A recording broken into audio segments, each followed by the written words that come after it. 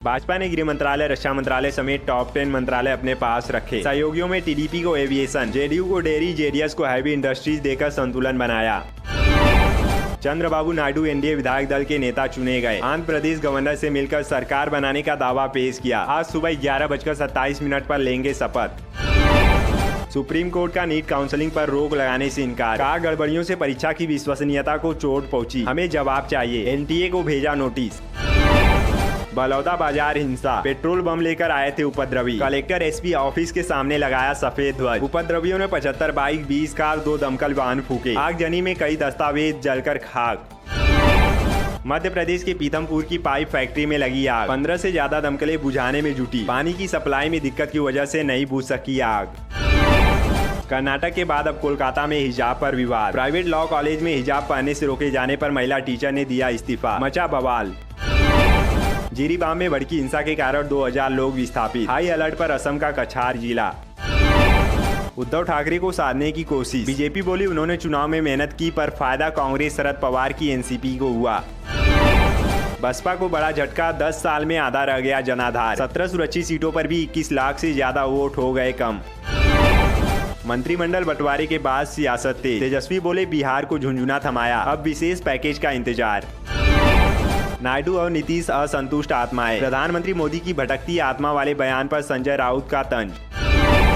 साल में 2 बार ले सकेंगे उच्च शिक्षण संस्थानों में प्रवेश। द्विवार्षिक प्रवेश चक्र से छात्रों को लाभ। अब भारत में भी विदेशी विश्वविद्यालयों की तर्ज पर छात्र कॉलेज में साल में 2 बार प्रवेश ले सकेंगे। हिमाचल कर्मचारियों को बड़ा तोहफा। ओपीएस के लिए अब अनुबंध सेवा काल की होगी गिनती। मध्य प्रदेश, राजस्थान में प्री मानसून बारिश शुरू। आज 35 जिलों में अलर्ट। गुजरात में 13 जून तक पहुंचेगा मानसून, तो वहीं बिहार में एक्सट्रीम हीट वेव का रेड अलर्ट। यूपी में भी 10 दिन बाद होगी मानसून की एंट्री। अभी बंगाल बिहार बॉर्डर पर रुका है। पूर्वांचल से होगी एंट्री, 2 दिन ठहरकर पश्चिम यूपी की ओर जाएगा। अश्विनी वैष्णव ने फिर संभाला रेल मंत्रालय का कार्यभार। कहा पीएम का रेलवे पर फोकस, क्योंकि यह आम आदमी की सवारी। आंध्र प्रदेश की एकमात्र राजधानी होगी अमरावती। एनडीए की बैठक में चंद्रबाबू नायडू का ऐलान।